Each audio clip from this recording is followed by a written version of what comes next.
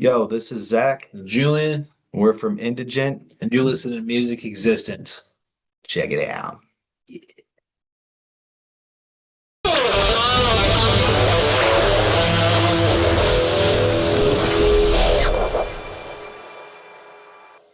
Welcome to another instance of music existence, where because of music, we exist. My guest is Zach and Julian Lewis, the brothers of the band The Indigent. They got their debut EP out called Take One. It's got this sort of brash, sort of punky and grungy energy to it. A couple days from now, they'll be playing a free show at Phil's Pub. And they got some other stuff planned. They got two big shows, one coming up in 420, the 420 Falls show, and also the Four Winds one on August 21st to 22nd.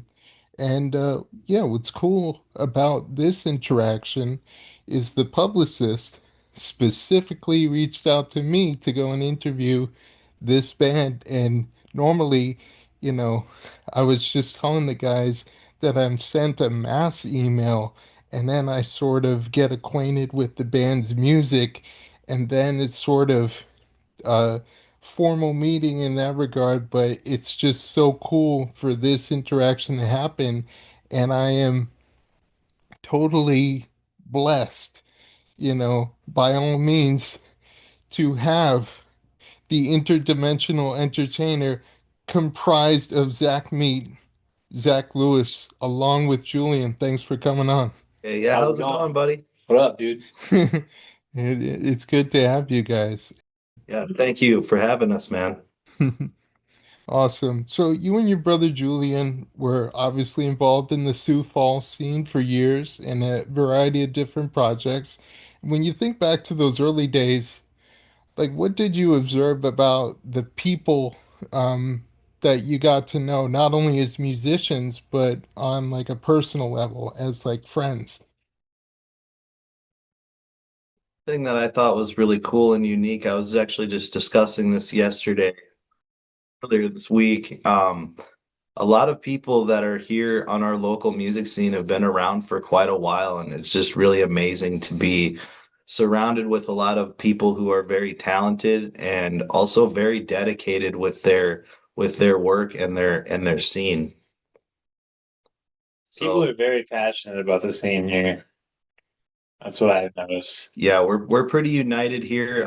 People, everybody kind of really helps each other out as much as they can with promotions and even things like backlining and even doing like collaborations and whatnot.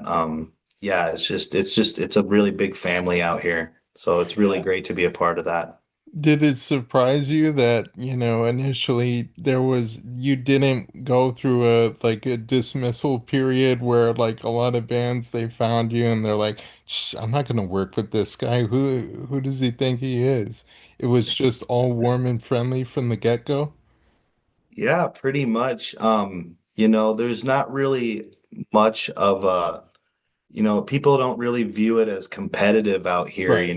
it's really there's kind of this cool cross-pollination of like people kind of inspiring each other and working together and we're really all on the same team out here and everybody kind of really realizes that. So, We're all working to achieve the same goal, pretty much. yeah.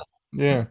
It's cool that it is like a very collaborative atmosphere, as you said. And you were you also had this project Fed to Pigs. I understand that it's more like death metal oriented, still got like the speed and the crunch, so to speak, of the stuff that you're doing now with Indigent, but like a completely different adjacent genre, you know. Yeah. Completely black and white, just night and day. Yeah. Yeah, I mean, when it came to you guys growing up, was it just a mix of like all these different styles and you just sort of absorbed kind of everything you can? I know, like, back in February, I was checking out Zach's Instagram. He made the announcement of the 420 Falls, and he did that on Kurt Cobain's birthday, incidentally. So, obviously Nirvana was a big influence. Also saw an act on the bill called Mr. Feeney, and I know you guys kind of grew up in the 90s, so like, you Yeah. Yeah, know, that whole Boy Meets World Boy reference Meets is World. cool. Will Yeah. Daniels is like 99 now. Yeah, you know what? And I'm happy for him, man. That guy's a badass. He is. Yeah, He's a teacher. He's what the word that like got to like so many people's usage with all the, long distance learning thanks to COVID. Everyone was using that term pedagogical, but he really is like a pedagogical influence on especially us, for sure. growing up Yeah. as kids during that time, but also Nirvana too, and I feel a lot of Nirvana in your music with the Indigent. So it was kind of Nirvana. Was it also like Melvin's, Soundgarden, Malfunction, all those other sort of bands too? We really love so many different types of rock, those are definitely influences of ours for sure. For sure. Yeah, yeah. So what was it kind of growing up? Like who sort of catalyzed your interest in music? I was mentioning earlier today that one of the things that really got me into music and a big variety of genres of music was the Tony Hawk Pro Skater games. Oh The yeah. soundtracks from those were Perfect. awesome. Yeah. Perfect. Oh yeah, like the Ernies, the Vandals, Suicidal Tendencies, the Yeah. Suicide Machines, Dead Kennedys were even in there. yeah, CKY. yeah, even Rude, remember? Thought you wanted to be my friend. I thought you wanted to be mine. When I see your Yeah. face for real. Yeah, dude. I'm just a man, that's all I am. But I can take it just like any other can. Cause I've been down with the criminal mind. Gotta grind it. I gotta go back. You remember that one? Can't see Yeah, through the dude, shade. they even had really good hip hop on there too, like MF Doom and stuff, like Yeah. Yeah. Bus Driver. Like there was such a Yeah. great variety of music in those. Like it was hard not to dive into music after playing some of those games. Like, Yeah, and of course, Tony Hawk became meme worthy. He started actually singing that Goldfinger song Superman live with him. Remember that? oh, that's awesome. Yeah. Yeah, like Yeah, he it came performed like that full with them. circle. Holy Yeah, shit. that's amazing. Yeah. Yeah, so yeah, I think I think Tony Hawk should put on a big concert festival where all those bands play at like one Oh, big festival. Like yeah.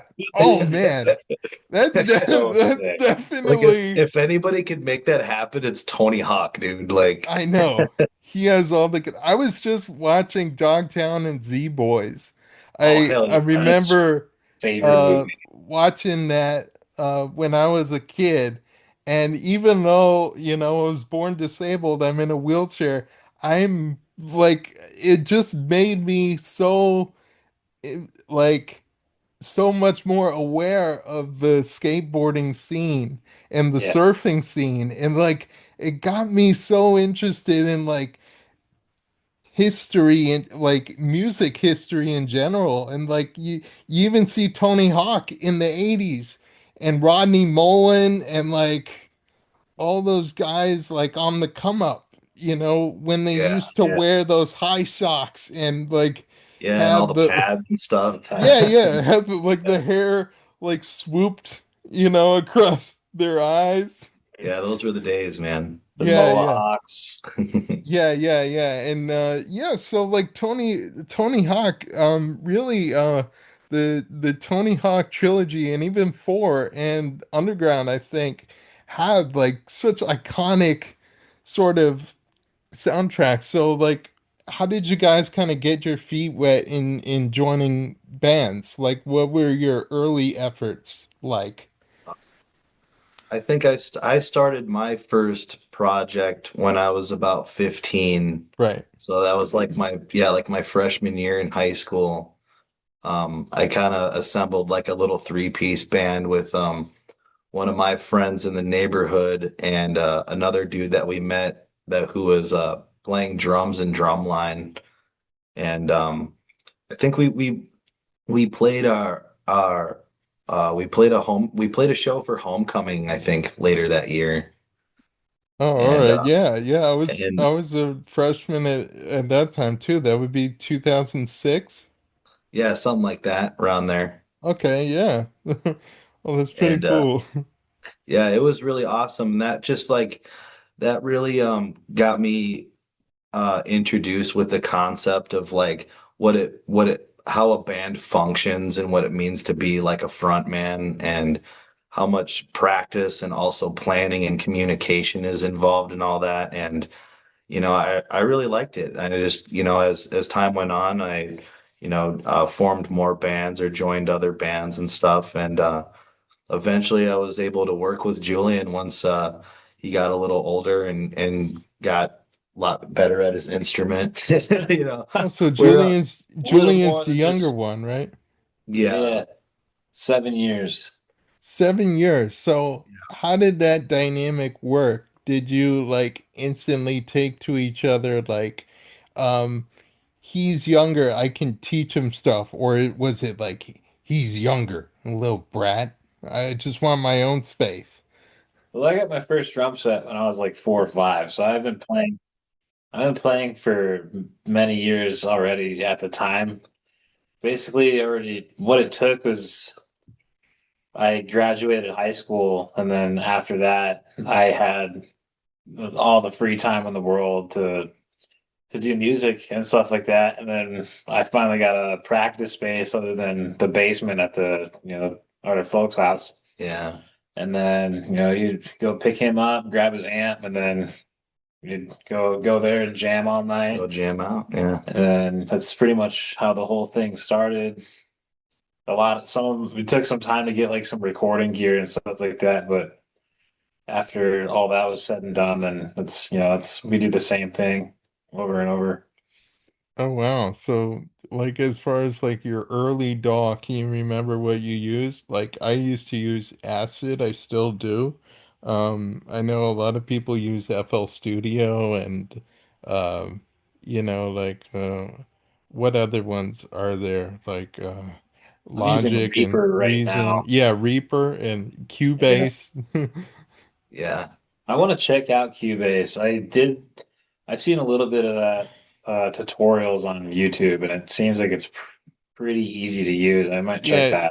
it's very intuitive for like if you want to do like really funky things with your voice, like the different tuning things, like not talking about strictly like share related stuff, but Like auto you tone, know, like the auto tune stuff, yeah, like yeah, weird, yeah, T-Pain t sounding share vocals. T-Pain.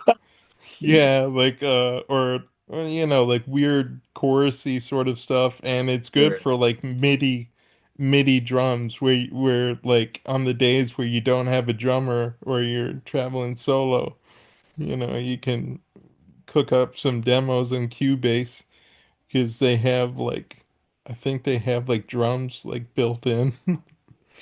Yeah, and in like the situation we got now, like with technology these days, like even if we don't show up to the studio all on the same day, like if I go there by myself, if I got this rhythm going in my head and I can't get it out, I'll hit the record button, record it for a couple minutes, and then send it to our Google Drive files, and then all three of us in the band will have it, and we're like, maybe it'll spark some inspiration Yeah, I for can jam them to it to, at home and stuff. yeah, like I'm gonna Yeah. put this melody on top of it, and then it'll develop that way sometimes.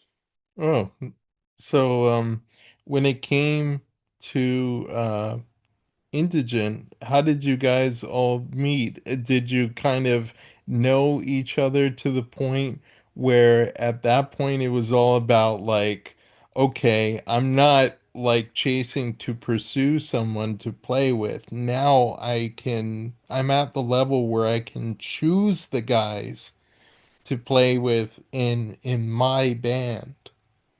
Yeah. When well, me and Julian early on, we knew what kind of project that we wanted, and we knew what kind of music that we wanted to make and the music that we like. And so, once we started getting more serious about writing our songs and recording and really having a band, um, we knew what we were looking for in a bassist and the type of person we were looking for too. It's one thing when you can work with a musician that's really talented and great at their instrument, but if you don't have any chemistry with this person outside of music, it's kind of difficult to work with some people if you can't, just kind of hang out and just kind of be pals when you're not playing, you know. Right. So we really were looking for someone who we could hang out with and spitball ideas and somebody that we could really knew how to communicate, but also somebody that's really interested in what we're doing and wants to do it. You mentioned a couple of things. Communication and chemistry comes musically as well, and that's a huge thing. And that sort of thing kind of takes time, but it's a long process. But once you develop that relationship musically in the studio, you know fairly quick if you got the right guy. Yeah. Just by instinctively knowing cues when like chords are going to change or like when we're about to play a if we're about to play a chorus or stuff like that, Yeah, like you just kind of get the the vibe. yeah, the body language of it all. Yeah, Yeah. that's huge. Yeah, so like half of it is like people skills. The other half is just like patience and like, knowing this person will like come around musically or communication wise. And that, Learning how they like you write said, that kind of, stuff too. it's just like you said, like that kind of stuff takes time to Yeah, build, you want to like get to know someone and like no thanks to this era where it's it's like well, you know how it works in online dating. Everything is based on a swipe culture. I hate how they say Yeah. culture, yeah. but it really is like it's so dismissive nowadays where, you can just like look at someone if they have like a slight gait or if they have a resting face that looks a little funny to you, you're like, nope. Right. And meanwhile, he could be like a sweet, very communicative player and like actually like know what you guys are looking for. But Right. it's good that you were able to find each other even amidst these sorts of times. Yeah. It's funny too, you're mentioning stuff about like the DAW and everything. Like, I think it's really crazy that I don't think people realize, especially the young kids realize kind of how easy they have it now with being Yeah. able to use like a DAW and you can queue up like drum tracks right away and have all this stuff programmable like so quickly and so, easily accessible. Like the first thing I ever recorded on was like a 4-track cassette Tascam machine, Oh yeah, you can still get those on Amazon. Oh, and I love them. I still think that they're great. I love Tascam stuff. I have a digital board that I use now, but still like that's how I learned how to record and how to do dubs and everything and got familiar with recording was using those things and not a computer when I was younger. And how to, in also in the same way, like how to get good at that sort of shit, like how Yeah. to develop a Yeah. sort of timing so that you're prepared when working with a lot of limitations, whether it's like a weird venue that's like kind of induces claustrophobia, or if it's just, working with a task cam in general, where everything just needs to be like pushing you to implement some sort of mindset that says like there's no such thing as a bad take, just fucking just rip Yeah. it, let it roll. And it's good that you kind of found your footing that way. And in the same way, um, I mean, the very name of your EP is Take One. So there is like a reel-to-reel machine on the cover. Yeah. And I mean, true to the nature of it, did you guys record these 5 songs in one take? Not exactly. No. Uh, Um, overdubs. You still needed yeah, overdubs, right? right. Yeah. No, I mean, analog recording would be really cool. It just really comes down to like making your music accessible, I mean, if we recorded onto like say something like if we really did record onto a reel to reel, it would be such a process getting that transferred over to digital and all that stuff. So, but I have a huge appreciation for analog recording and I don't know, that's just kind of what I guess in a weird way the EP and the title of it being Take One just kind of really brings me back to when I first started recording in my bedroom. It just kind of it's another first attempt for me. Not exactly my first recording, but it was our first time in a real professional studio and really trying to lay down some awesome tracks. Oh wow. So it really was, it wasn't take one like let's go like hell over high water, get this shit done, so to say.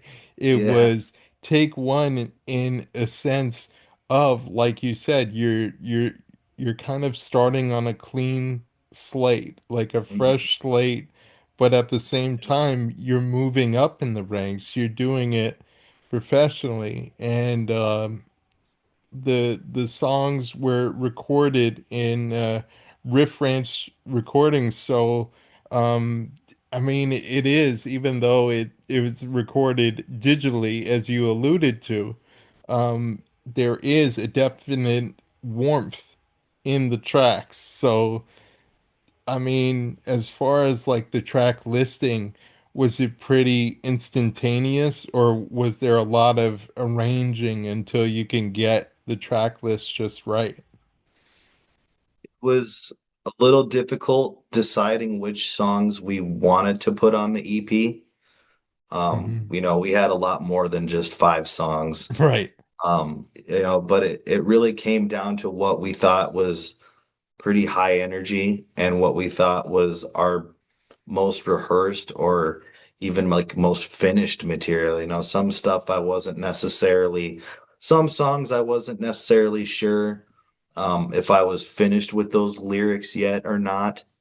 But all the songs that made it onto the EP were pretty much exactly how we wanted them. And so that's how those kind of ended up on there is they were just kind of the best that we could do performance wise and in the amount of time that we had to work with as well. Speaking of the amount of time we had to work with, like only doing that in a weekend, Mm, the the studio engineer and producer did a fucking tremendous job. Helped Wow. yeah, us out a lot with producing that.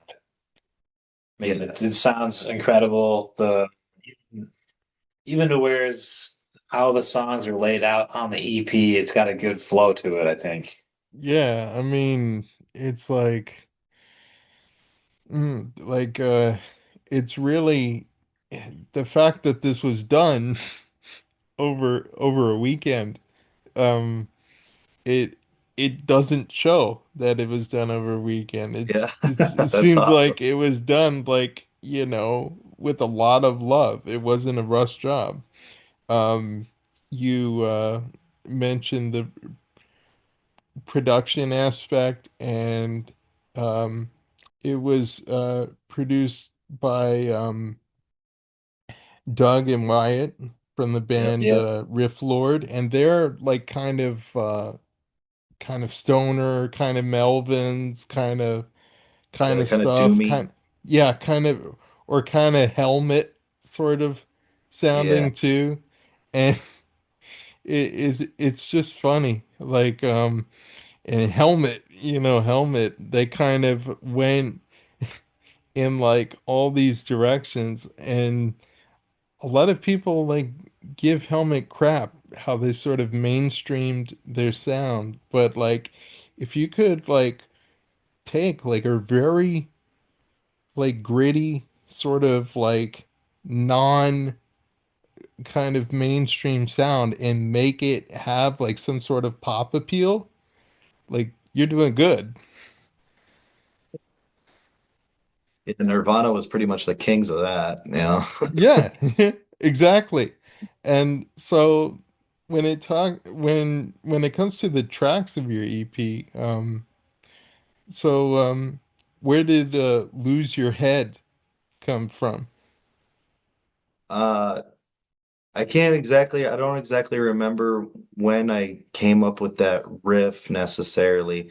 I do remember it's probably one of our earliest works though, between me and Julian.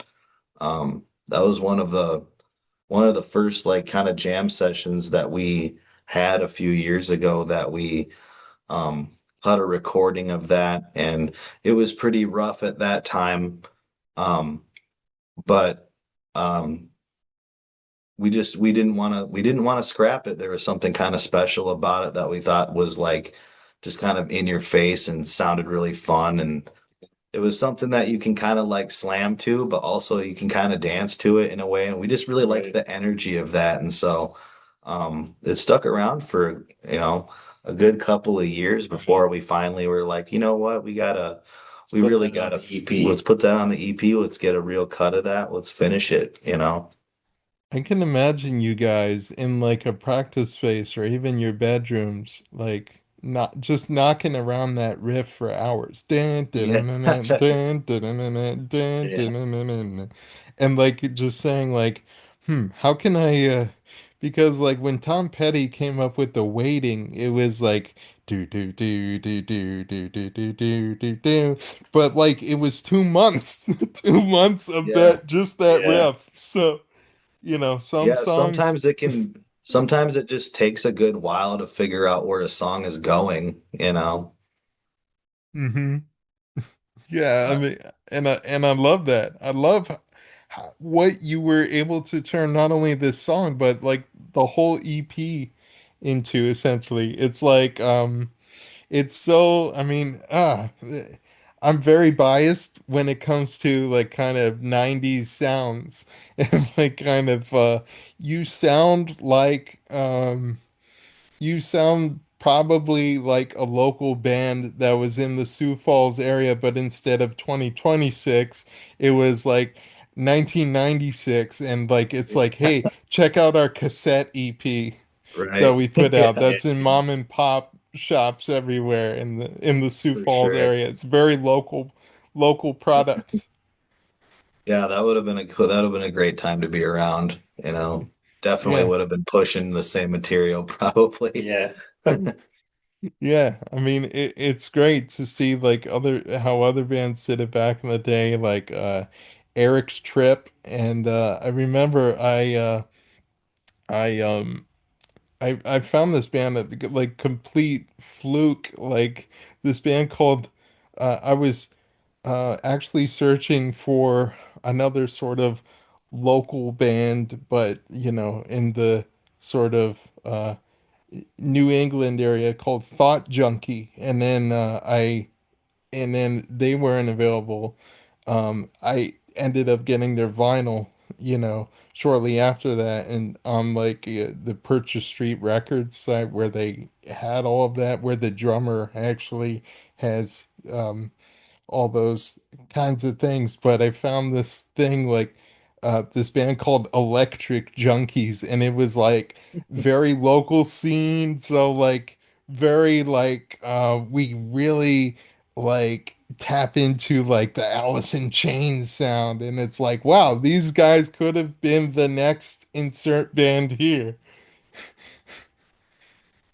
I It's like the name for sure. yeah, yeah. It reminds um me of like the psychedelic porn crumpets. oh man. I don't know if you've ever Yeah, heard of or that, like but it's in Spokane in like the late 80s there was Vampire Lesbos. hell yeah. Nice. Yeah. Yeah, How yeah, could you and not buy a ticket to Vampire Lesbos? yeah, that would be awesome. Yeah, There are imagine other that. there are other Um, band we played with Burrito Powell. Oh yeah, Burrito Bell. burrito bowel. What the Also, hell? shout out Truck Stop Dick Pill. Yeah, Truck Stop Dick Bill. There is a band, Truck Stop. It's a 90s movie starring the band Rodan. They're part of like the Louisville, Kentucky indie rock scene, and it has like a bunch of like local bands from like the Kentucky and Chattanooga scenes, and they're all yeah. sort of acting or what you consider acting, but the band Rodan actually plays this band called Truck Stop. So, it's Oh, pretty gnarly. funny. And then like man, the whole plot is insane. Like not to spoil it for you, but by the time the band actually gets good, like the singer in the movie gets arrested. Nice. Oh shit. Just when they get good, just when they're Yeah, yeah. like a sort of a That's how it listenable works too. band. I got you now you got me thinking of like this. I want to go down like this crazy wormhole of like bands that have been featured in movies. Yeah, I'll send it to you. I'll probably send you the movie, or I'll send you like I probably have like the movie on like one of my hard drives. I can send it to you on like WeTransfer or something. Or Yeah. like I'll send you like the Spotify to like the soundtrack. It's really cool. But Just back makes me think of like when Anthony Kiedis was like in Point Break, right, yeah, yeah. Because or he used like to be an actor, right? or yeah, or like Flea was in like Back to the Future for a second. Oh man, Like at the I end of know. like the third movie or something. Yeah, I know. Flea was in yeah, River Phoenix, My Own Private Idaho, and like River Phoenix Yeah. was he had Alcazadic back in like late 80s, early 90s, and Flea was kind of involved in like, doing their demos. But again, Yeah. it's really cool what you can draw from, that presentation of your music. It's very, it really reminds me of like that 90s sort of early to mid 90s underground kind of sound. So like I think as the EP sort of progresses, there's a lot more to draw from because Comedic Sunshine, when you get to Comedic Sunshine, it sort of has like a sort of wavy, kind of surfy kind Yeah. of thing, at least initially. And then it goes like back into like the overdriven sort of stuff. So like it's cool that you guys like when to like speed up, do like high energy initially, and then like kind of even out, kind of slow down, but still keeping that impact. Yeah, we've been looking forward to getting more the newer songs that we've been writing been a lot more driven with uh been a lot more interested in dynamics, I guess is what I'm getting at. Yeah. Um some of the newer stuff that we've been working on is a lot is it's different from the stuff that we have on the EP, but would also mix in really good with it, like on a disc or at a show. That's something I'm really grateful about being in this band is like we I don't know, we do what we want genre wise. Like we play whatever we want, but like the beauty of that is like if rather we play like a groovy number or like a punk rock one or like a doomy one or whatever we want to play, like it we can do that, but it doesn't sound so far off that it still sounds like us. Like The it same still band, sounds like yeah. the same band. Right. It's really cool that you were able to like you still keep in with that identity even though your new songs are sort of heading in a different direction. I know you have this EP out now, but it's cool that you have not only the remainder of songs that you worked on in the studio, but like the stuff that you currently have like cooking.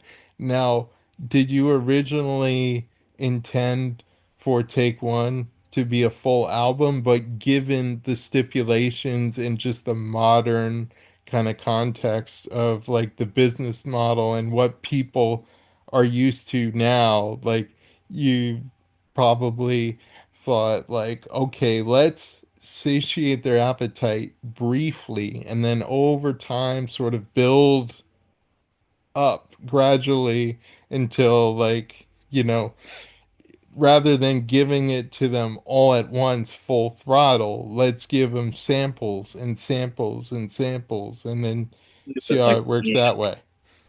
especially like you're not just doing that for people either, but like especially nowadays with the internet, you kind of have to do that with like the Yeah. algorithm stuff.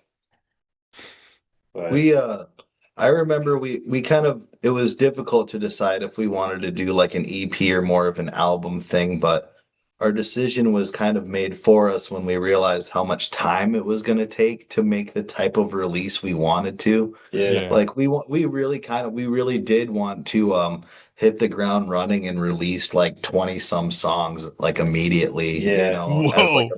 we really did. We wanted to do a big release like that, but Take one, um the lost session. yeah, yeah, but right. to record that amount of songs is, it's going to take a lot of time and it's going to take a lot more money. And that was kind of something that we were running low on both. Oh So we were man. like, Yeah, well, we especially if you work on like budgets. yeah. So we just decided, okay, like a 5 song EP would be good for now. And you know, maybe our next one will be a full length album. Otherwise, maybe we'll just kind of keep releasing a bunch of different EPs for a while and just so you can get, a taste All centered for around like the variety. take one lore, like take Yeah. one. That becomes like your whole identity. Yeah. It all began with Next take one's called one. Take Two. Yeah. Okay. Take 1.1. Take one, and then like this one is all like riggedy raw. The second one, it's really polished, like techno Yeah, pop. You get like the female singer. for sure. Get Yeah. get get her voice all melodyne. Who's the chick in the band? Well, actually, it's kind of AI. Yeah. Or some sort of vocal synth. No, it's just a vocal synth. Sorry, guys. Yeah, but it's cool that you guys like you maintain your creativity and like I can tell like by the time it gets to the end track, Sand Rope, like that's like something big's coming because like the Nirvana influence is like kind of full force. And just I love how your vocals sound like they're heavy, but they're also amplified by like the reverb and like the multi-tracks and of course the harmonies. It's not all grungy. Sometimes it's like kind of power poppy. I love power pop. I love like Wunderband and the Raspberries and Big Star and Teenage Fan Club. It's so These are all awesome. artists I've never heard of, man. I gotta check that out now. Yeah, yeah, See what yeah, you're yeah. talking about. They're all good. Yeah, I'll send you guys. Well, I'm on Facebook. I'll just send you guys like a bunch of artists Yeah, and send us some links. yeah, I'll send yeah, and also well on my YouTube I have like my original stuff that I've done. So that's all scattered throughout their original songs and covers. And yeah, and I'm working on new stuff too. So it's under Jake Kuzmo, gonna be probably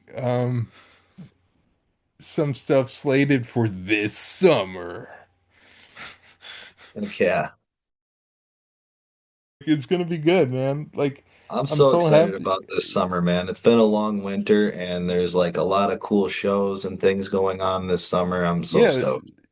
We had a fun winter, but the Yeah. summer's gonna kick ass, dude. yeah. Yeah. It is because you have four wins coming up. So August 21st and 22nd. That's like a lot of bands from when I was growing up, when we were growing up, essentially. The Fall of Troy, Spitalfield, Green Jello, Yeah. Yeah, it's gonna be um, great. and Psycho Stick. Yeah. You know, this man is so freaking catchy. Remember? Where are Yeah. you gonna be at for once? Um, I wish I was local. I'm actually in Tampa, Florida. All Oh right. But shoot. yeah, if I was local, I'd definitely wheel down to see you guys. You Better go, get do the you go, ramps ready. do you go, do you go out to a lot of local shows out there in Tampa? Yeah, when I can, and Yeah. like when we're talking local, we're talking like 10 minutes. I mean, there's this bar like 10 minutes from me called the Brass Mug, which I go to every now and then, and they have like everything from like punk rock to like more like extreme metal or like new metal or just hard rock, sort Okay, of yeah. in So they're general. So they're pretty they're a little brutal over there. yeah, That's I cool mean though. Tampa, as I'm learning, because I've only like I've lived I've always vacationed in like Orlando, visiting family, but I've learned throughout like Tampa's history, they were big on death metal. They've Oh always yeah. been like a death metal kind of thing. And I know you guys, formatively and even now, with the death metal stuff you had with Fed to Pigs. I mean, that really is part of your soul. But do you think with Indigent, it's more like a band that allows you that genre flexibility? Yeah, it can be pretty flexible genre wise in a can. Yeah. Yeah, no, especially I think that's actually what we strive for the most in Indigent is um kind of bridging gaps and pushing boundaries with genres.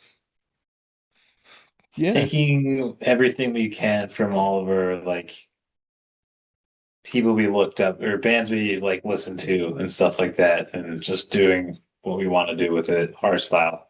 yeah, that's really cool. Like, and I'm glad you guys like got this going. I'm glad you guys contacted me, well, Kobe, and then I met you guys, and it's so cool how we could connect. And I wish more bands found my channel and directly sort of contacted me that way. It doesn't happen, but maybe this is the start of something.